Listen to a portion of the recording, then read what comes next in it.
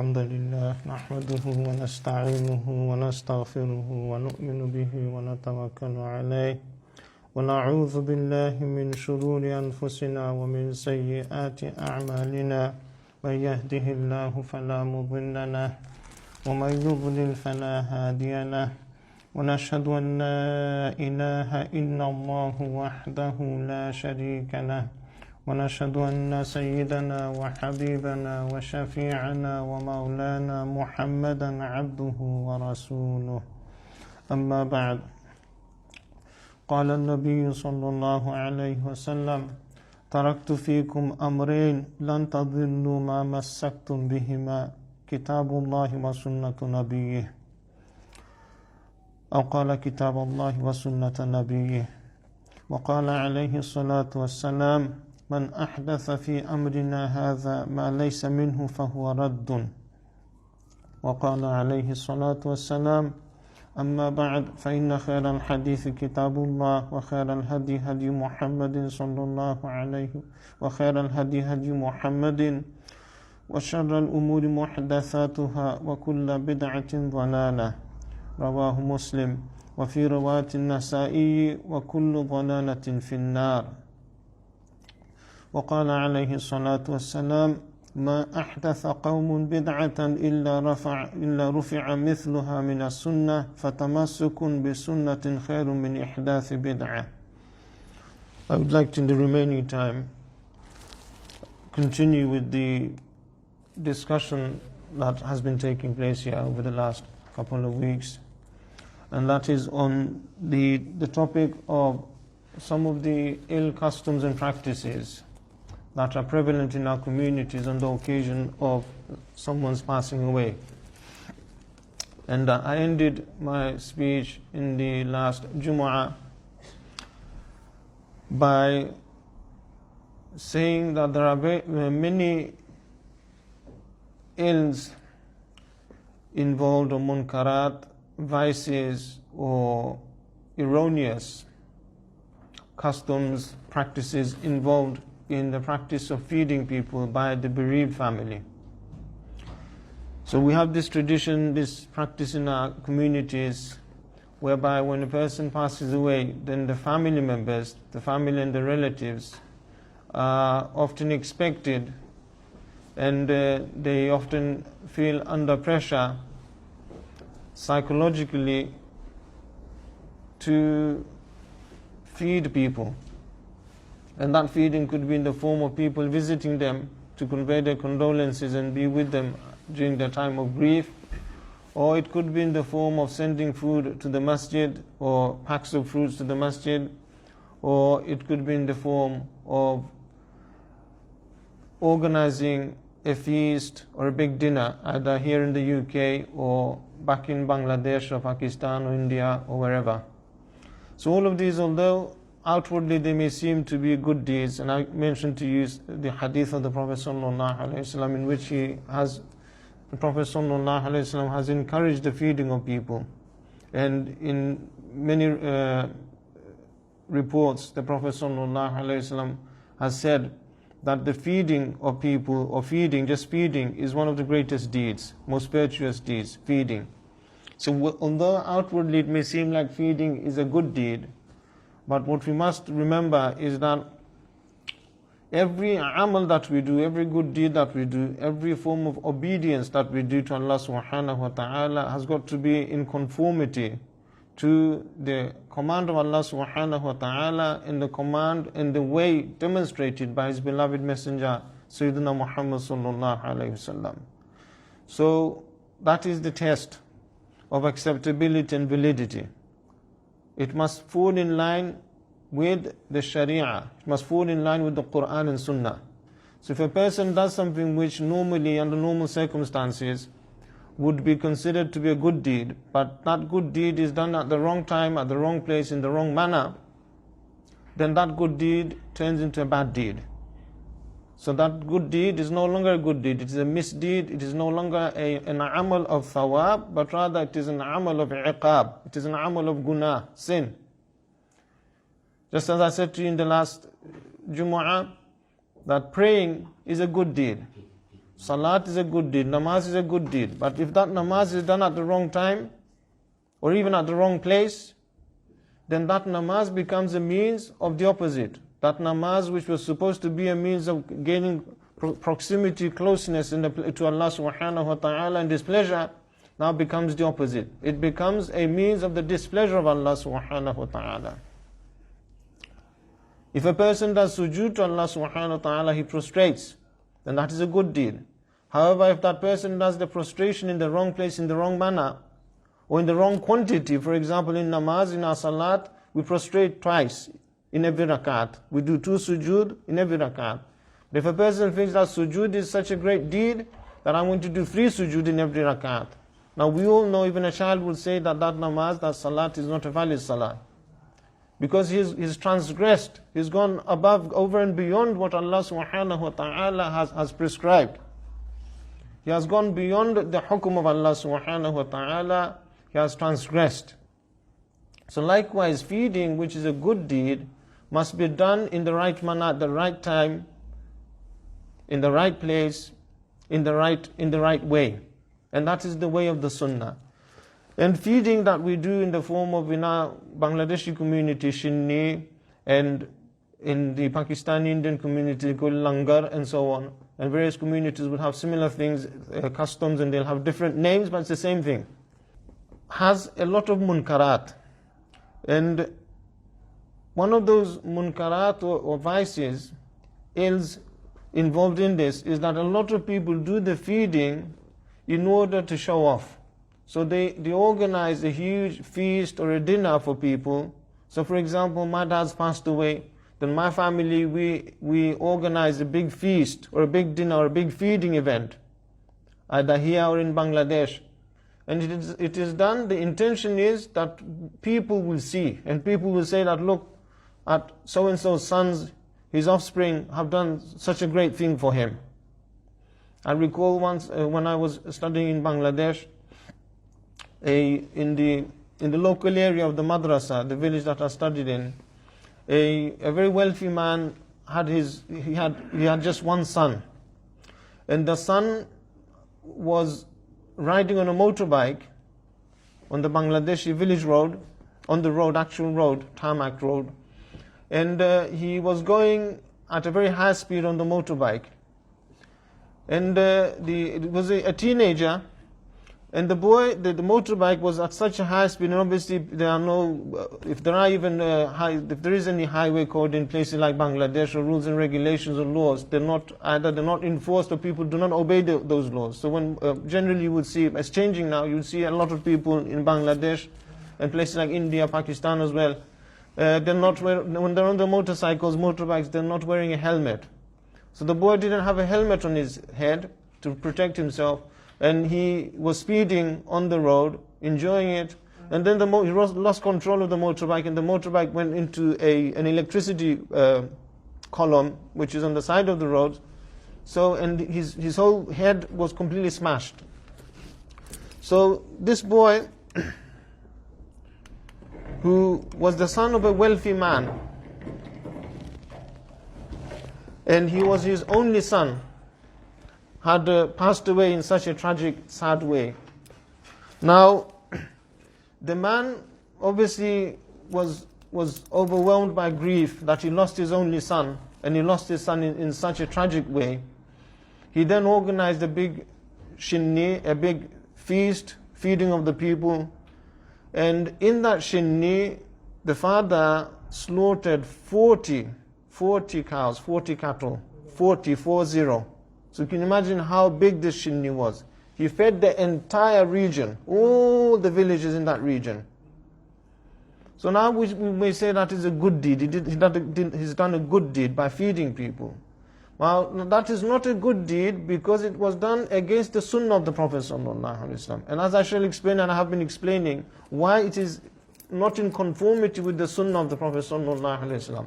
That is money which has not been well spent by feeding people in that way. First of all, it is considered to be a bid'ah, to be feeding people after a person passes away by the bereaved family. The feeding should be happening by you and me. The friends and relatives, the neighbors and fellow Muslims should be feeding, and feeding whom? feeding the bereaved family. In other words, looking after the bereaved family. But we put pressure on the bereaved family, either directly or indirectly, explicitly or implicitly. And because it is so, these customs and practices are so established in our communities, in our societies, in our cultures, you don't now need to say, when Abdurrahman's loved one passes away, I don't have to say to him, Abdurrahman, can you feed me? Can you feed all of us? Can you organize a big banquet? He knows that the expectation is there. And that's what happens in every family that I've dealt with on this issue. They say, what will people say? Or we're under pressure. How can we do this? So people will be speaking ill about us. That his father's passed away, and look at him. Conjus, Makkichus. He's such a conjus person, such miserly people. Look, their father's passed away, they didn't do a shinni. Because it's so much established and ingrained in our communities, in our psyche, that we feel we have to do this. Inshallah, over the course of these discussions, I will explain to you what the sunnah is, and how best we can, what the best things we can do, what are the things that are the best things that we can do for our loved ones when they pass away. Instead of wasting money like this, there are many things that we can do that are from the sunnah of the Prophet sallallahu alaihi wasallam. And also I mentioned to you in the last Jumu'ah that often we see that in these events of feeding people, the shinni or langar that people do, you will see back in our villages, in Bangladesh and Pakistan, in India or wherever, you'll see that generally the wealthy people are the ones who are most well entertained. The wealthy people are the ones who are taken inside the house, or if there's a marquee set up, then the wealthy people will be taken to the tables, and all the fuqara, the masakin, the poor and the destitute, the beggars, hundreds and thousands of whom gather there on that occasion to have a bite of the shinni, they're the ones who are mistreated by the people. So why are you feeding a shinni, which really is an act of sadaqah, to a person who is not deserving, eligible to receive your sadaqah? The wealthy person, the rich person. The rich should not be eating sadaqah. Because sadaqah is for the poor people. Sadaqah is not something to be proud of having and consuming. So that happens. Also we see that now the teaching of the Quran and Sunnah is that, with some exceptions, generally when you're doing an act of sadaqah, an act of charity, then that sadaqah, the best sadaqah is the sadaqah that is discreet. That is done secretly. An act of sadaqah should be done discreetly, secretly, without name and fame. Because I mentioned to you previously that in the hadith we said that if a person does an amal in which he wants to show people that I'm doing this good deed, then on the day of judgment the Prophet ﷺ says, an announcer will announce that whosoever did a good deed in order to show other people, then let them go and get their reward from those other people. Well, you know, those whosoever done a good deed, nek amal, in order to please anyone other than Allah, ghairullah, let them go to the ghairullah, other than Allah, and get their reward from them. Because Allah subhanahu wa ta'ala is above and beyond association, shirk. In other words, when you're doing an amal, a good deed, and your intention in the back of your mind, deep down in your heart, is to please someone and impress someone, to show someone other than Allah subhanahu wa ta'ala, then you are in a way committing a form of shirk, associating with Allah subhanahu wa ta'ala. And that is, it has been called ash-shirkul khafi in the hadith of the Prophet sallallahu alaihi wasallam. Ash-shirkul khafi, ayaqum ar-rajulu fayusalli, a person stands up and is praying, and then he sees that someone is watching him. The Prophet ﷺ said that a person stands up to pray namaz, and then he is conscious that he is being watched by someone. فَيَزِيدُ مِنْ صَلَاتِهِ, and then he increases and he does his salat even better, makes it longer, the ruku' longer, his humbleness, khushu' khudu' longer in the salat, because he knows someone is watching him.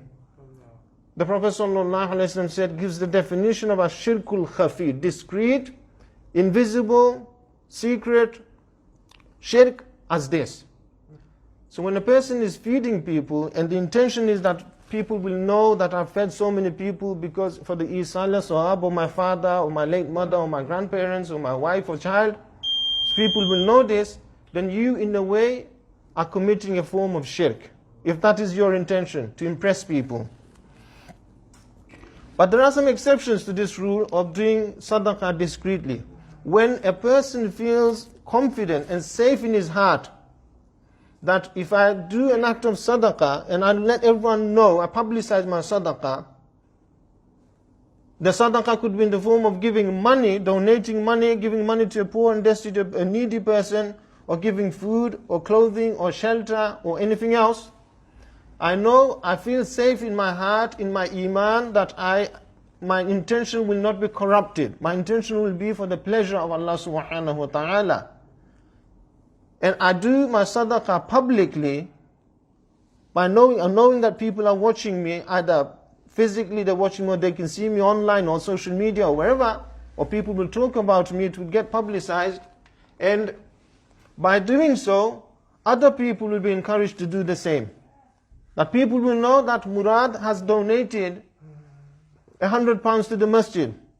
When people will know this, then everyone else will feel encouraged to do the same and to compete with him. Because competition in good deeds, Allah subhanahu wa ta'ala praises those who compete with each other. Those who compete with each other in good deeds. Allah ta'ala praises that repeatedly in the Quran. وَفِي ذَلِكَ فَلْيَتَنَافَسِ الْمُتَنَافِسُونَ وَسَارِعُوا إِلَى مَغْفِرَةٍ مِّن رَبِّكُمْ وَجَنَّةٍ عَرْضُهَا السَّمَاوَاتُ وَالْأَرْضُ. Allah subhanahu wa ta'ala. So Allah, in order to gain that Jannah from Allah subhanahu wa ta'ala. So Allah ta'ala, and He would want to compete with him, then that's a good act. But, and this is a big but, how many of our iman, if within our hearts and within our iman, when I do this publicly, I do a good deed publicly, with the intention that others will also be encouraged by my publicity of my good deed, that my intention will not be corrupted. Because your intention can very easily be corrupted, because we are very weak.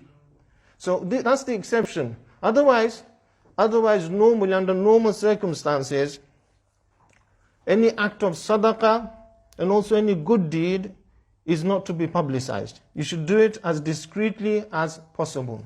And the same rule applies to misdeeds. When committing a guna, when you're doing a wrong thing or you've done a wrong thing, then that should also be not publicized. You should keep it discreet. So much so that the fuqaha state that it is makruh. And this is, a lot of brothers don't understand this. It is makruh, disliked for a person to pray the qaza salat in the masjid. Why is this? Because when you're praying your qaza salat, like umri qaza from your past life, since reaching the age of puberty you haven't been praying. So when you pray your qaza salat in the masjid, and it is obvious to the people onlookers that you're praying your qaza salat, usually it is obvious that that person is praying say 4 rakat of salat at a time when there's no 4 rakat of salat. Or he's praying 3 rakat of witr during the day. Then you would know that this person is praying, or maghrib. During the day, you know he's praying his qaza salat. He's making up for his missed salat from his previous life, previous times in his life. Now when you're doing that in the masjid, then what you're doing is, without knowing and realizing, you're publicizing your misdeed.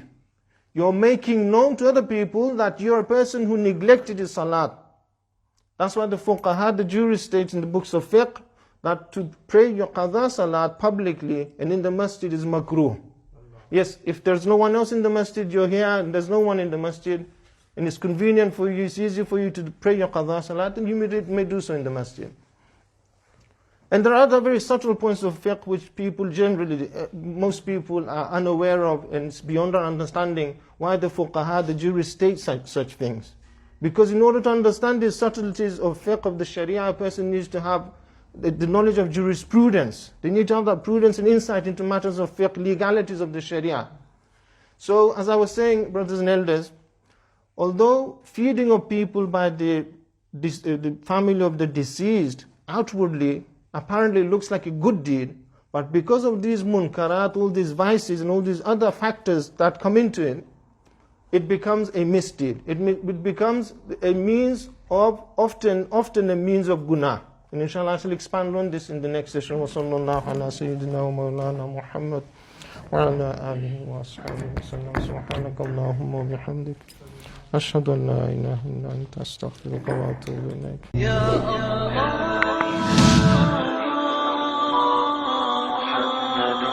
Rasulullah.